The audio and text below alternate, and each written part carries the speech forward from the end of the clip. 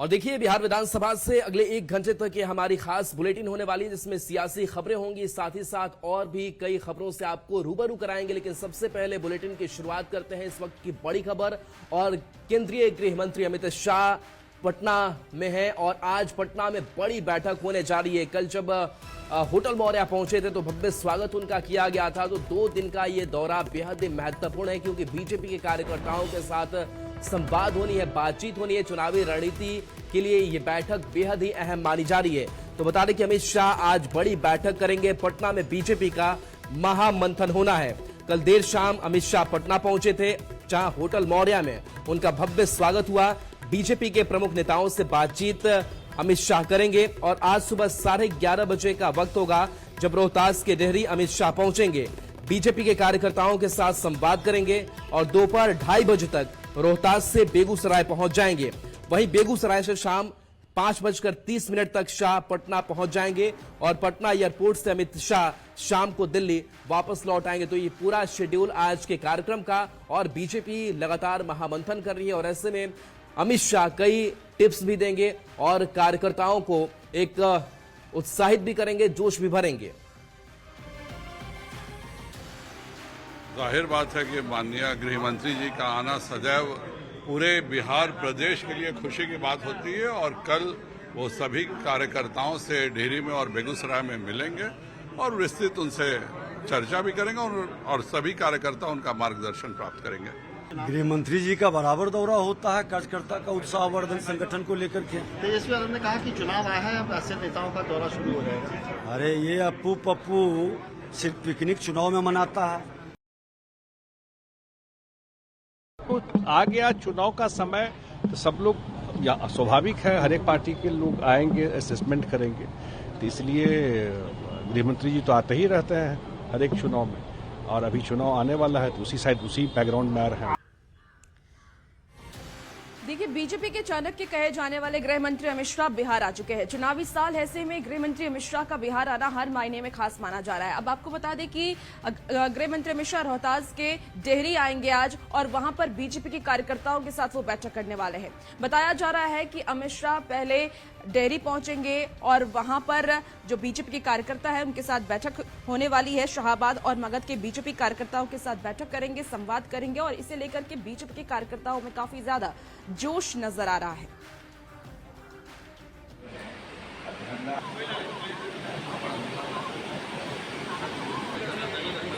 निश्चित रूप से उनके आने के बाद भारतीय जनता पार्टी के सभी कार्यकर्ताओं के अंदर एक नई ऊर्जा का संचार होगा और उत्साह और जोश के साथ भारतीय जनता पार्टी के कार्यकर्ता सेवा ही समर्पण के मंत्र से लोगों के बीच में भी जाएंगे और एनडीए सरकार की उपलब्धि को घर घर तक पहुंचाने का काम करेंगे। जेपीआरबी के अध्यक्ष चिराग पासवान ने एक बार फिर से कहा है कि वो या फिर उनके सांसद बहनोई अरुण भारती किसी में से एक विधानसभा चुनाव लड़ सकते हैं। हालांकि इसका फैसला जो है वो संसदीय बोर्ड में होना है, क्योंकि ये चर्चाएं चल रही हैं। लेकिन इस चर्चाओं पर चिराग पासवान ने क्या कहा है और इसके मायने क्या है, इस रिपोर्ट में समझते हैं।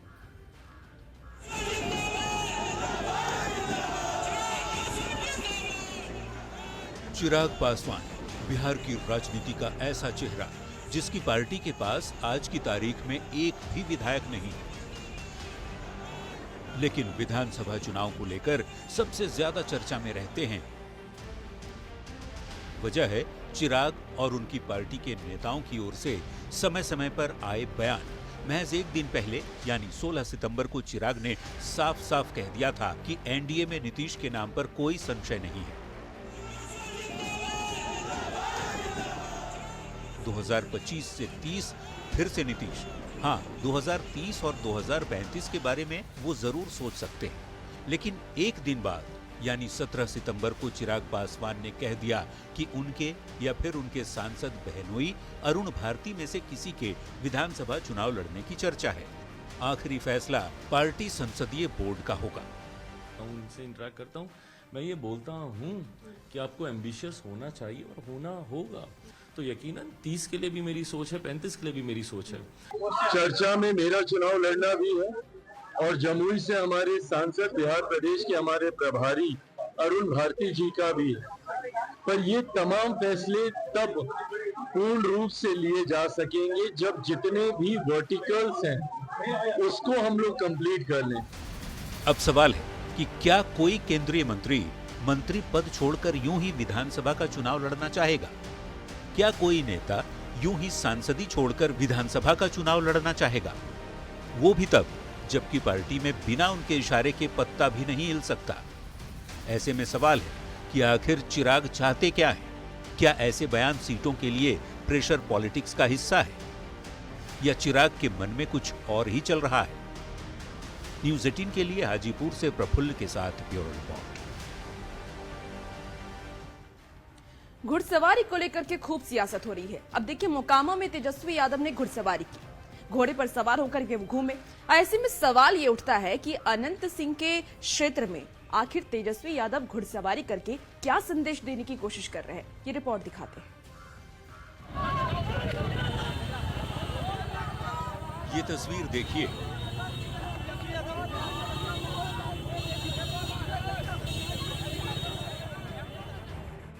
जगह अनंत सिंह का गढ़, बिहार का मोकामा।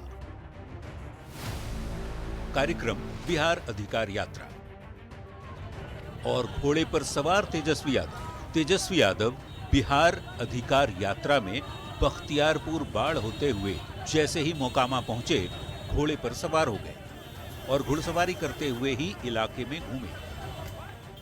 सवाल है कि छोटे सरकार के नाम से चर्चित अनंत सिंह के इलाके में घुड़सवारी कर तेजस्वी यादव क्या संदेश देना चाहते हैं, क्योंकि घोड़ा और अनंत सिंह का बहुत पुराना संबंध रहा है। अभी हाल ही में 28 अगस्त को पूर्व विधायक अनंत सिंह के दोनों बेटे घोड़े पर सवार होकर निकले थे और ये वीडियो चर्चा का विषय भी बना था। और अब तेजस्वी यादव उन्हीं अनंत सिंह के गढ़ में घोड़े पर सवार होकर यात्रा करते दिखे। तेजस्वी यादव से जब सवाल हुआ कि घोड़े पर सवार होकर क्या संदेश देना चाहते हैं, तो क्या जवाब था वो भी सुन लीजिए। सब लोगों की इच्छा थी कि भाई, और यहाँ इस इलाके में घोड़ा चलाने का प्रचलन भी है। तेजस्वी यादव कह रहे हैं कि मुझसे बेहतर राजनीति में घोड़ा कोई दौड़ा नहीं सकता। इस बार मोकामा और बिहार दोनों जीते। क्या घोड़े पर सवार तेजस्वी ने अनंत सिंह को सीधा संदेश दे दिया है? न्यूज़ 18 के लिए बाढ़ से अनिरुद्ध के साथ ब्यूरो रिपोर्ट। बीजेपी ने चलो जीते हैं रथ की रवानगी पटना से की। 243 विधानसभा सीटों के लिए की रथ जाएगी, वहां से जनता से संवाद करेगा। लेकिन इन सबके बीच बाढ़ से ऐसी खबर सामने आई कि इस रथ के साथ तोड़फोड़ की गई, पोस्टर फाड़ दिए गए और ये आरोप आरजेडी पर लगा है। ये रिपोर्ट दिखाती है।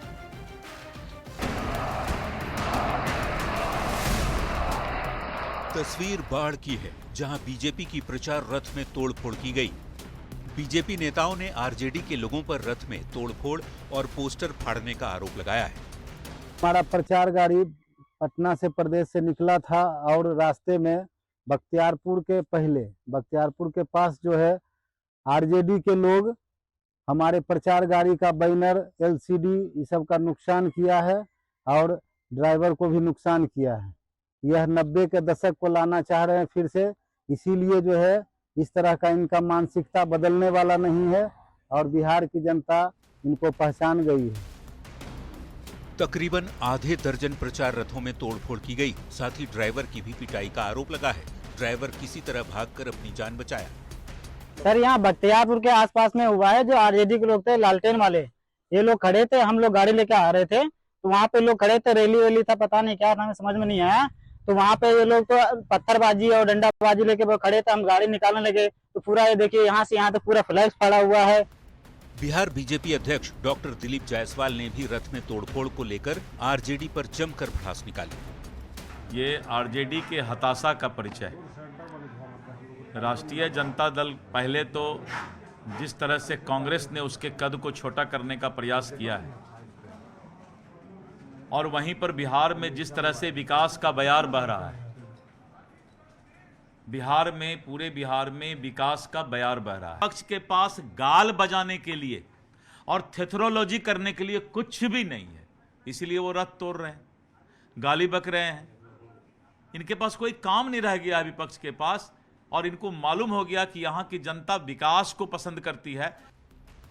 बीजेपी के रथ में तोड़फोड़ को लेकर पुलिस ने आरोपियों की पहचान कर कार्रवाई का भरोसा दिया है। न्यूज 18 के लिए बाढ़ से शैलेंद्र कुमार के साथ अनिरुद्ध की रिपोर्ट। देखिए, ये चुनावी साल है और चुनावी साल में आरोप प्रत्यारोप का भी दौर जारी है। खबर मुजफ्फरपुर से आ रही है, जहां जल शक्ति राज्य मंत्री डॉक्टर राजभूषण निषाद ने एक बड़ा आरोप वीआईपी के संरक्षक मुकेश सहनी पर लगा दिया है। दरअसल उन्होंने ये कहा है कि मुकेश सहनी निषाद समाज को ठगने का काम कर रहे हैं और वो आने वाले समय में टिकट भी बेचेंगे। ये गंभीर आरोप डॉक्टर राजभूषण निषाद की तरफ से लगाया गया है। समाज के विकास के लिए कोई रोड मैप नहीं, वो निषाद समाज को सिर्फ दिग्भ्रमित कर रहे हैं। जब टिकट देने की बारी आती है तो पैसा पर बेच देते हैं। जब निषाद समाज के नाम पर पार्टी बनी, 90% निषाद समाज के लोगों को उसमें टिकट मिलना चाहिए, लेकिन टिकट मिलने के बाद समय में लोगों को ठगने का काम करते हैं। नेता प्रतिपक्ष तेजस्वी यादव आज अपनी बिहार अधिकार यात्रा लेकर के मधेपुरा पहुंच रहे हैं, लेकिन मधेपुरा में मुस्लिम समाज के लोगों में अपनी चिंता व्यक्त कर रही है। उन्होंने कहा है कि जिस तरीके से मुस्लिम समाज की बात करें तो 18% इनकी जनसंख्या है और वो बड़ी भूमिका भी मतदान में निभाते हैं, लेकिन इन सब के बावजूद जो उनकी हित है उसको दरकिनार किया जा रहा है और कहीं ना कहीं ये आरजेडी को भी टेंशन बढ़ाने वाली बात है। लेकिन इस बीच लगातार अपनी जो मांग है वो मुस्लिम समाज रख रहे हैं और कह रहे हैं कि हमारी संख्या के अनुपात में भागीदारी नहीं मिल रही है। मुस्लिम युवाओं ने मधेपुरा से मुस्लिम एमएलसी की मांग भी कर डाली है। के अंदर खास करके सुपौल, सहरसा, मधेपुरा के अंदर जो है एक मुस्लिम एमएलसी जो है यहाँ पर दिया जाए, जो यहाँ का प्रतिनिधित्व करे। इससे पहले अब्दुल गफूर साहब थे जो यहाँ का प्रतिनिधित्व किया करते थे और उनके इंतकाल के बाद, उनके डेथ होने के बाद जो है आज तक अभी तक जो है कोई भी एक प्रतिनिधित्व करने वाला नहीं मिला है जो यहाँ के लोगों को जो है वहाँ पर रख सके और उनके इलाज में और उनके दुख सुख में जो वहाँ पर पटना में काम आ सके। इसीलिए कल हम लोगों की तेजस्वी यादव से ये मांग है कि सीमांचल के अंदर जो है कोसी के अंदर खास करके एक मुस्लिम प्रतिनिधित्व को दिया जाए। मुसलमानों की परसेंटेज 18, लेकिन उसे हिस्सेदारी कितनी मिल रही है? मात्र 29 विधायक है मुसलमानों के। और इस बार जब चुनाव होगा तो क्या तेजस्वी यादव मुसलमानों को उसका हक देंगे, अधिकार देंगे? आज अधिकार यात्रा से कल मधेपुरा में पहुंचेंगे, लेकिन मुसलमानों का अधिकार छीन लिया जा रहा है, छीन कर दूसरों को बांटा जा रहा है। आज 2% वाले कहते हैं कि हम उप मुख्यमंत्री हैं, बन गए, उम्मीदवार हैं, अगर जिताइएगा तो हम उप मुख्यमंत्री बनेंगे। लेकिन 18% वालों को मिला क्या, दिया क्या तेजस्वी ने?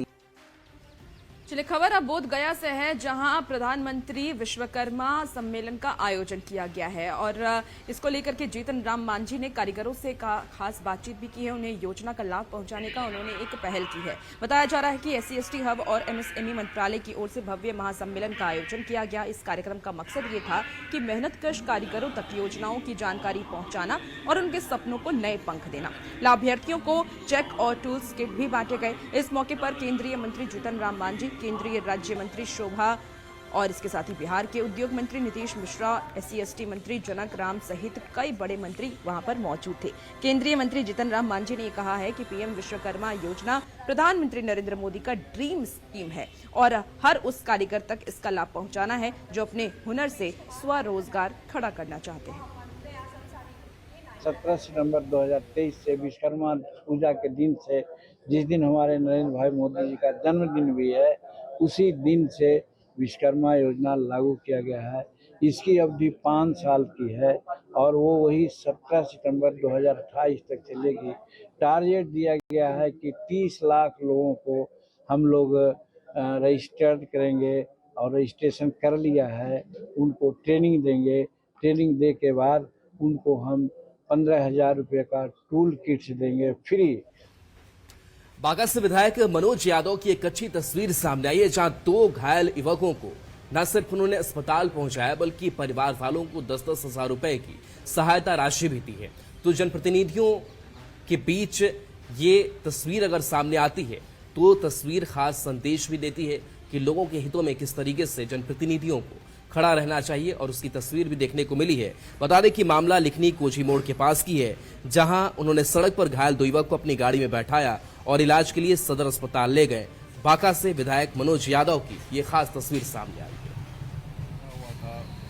प्रखंड में अनेकों योजना का वो शिलान्यास करके लौट रहे थे तो अचानक देखे कि कुछ लोग खड़े थे रोड पर लिखनी खुली मोड़ के उस पीछे में, तो गाड़ी रोके तो देखे कि एक लड़का गिरा पड़ा हुआ था, एक मोटरसाइकिल था आगे से, और लड़का था।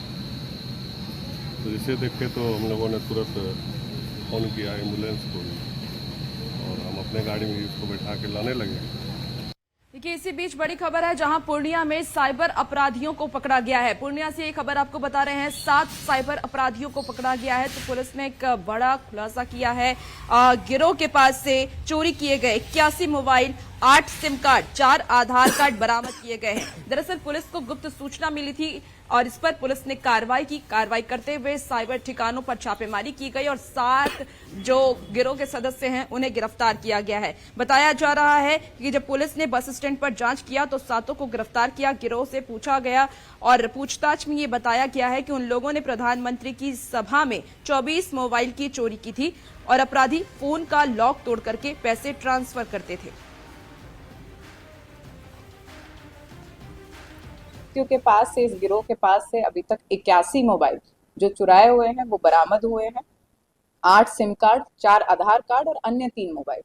तो इसमें जो भी इनके धारक हैं उनका हम लोग पता कर रहे हैं कि कौन कौन इसमें जिनका फोन इनके द्वारा चुराया गया है। साथ ही अभी हाल ही में जो सभा स्थल हुई वहां से भी इन लोगों के द्वारा 23 मोबाइल चुराए गए थे और उसका भी ये लोग लॉक ब्रेक करके पैसा इनके द्वारा ट्रांसफर किया जा रहा था। नगर निगम अपने कारनामों से हमेशा सुर्खियों में रहता है। 70 से 80 करोड़ के गबन का यह मामला सामने आया है और जहां सहरसा में 4 सदस्य वाली टीम पहुंचे, इस पूरे मामले की जांच की गई।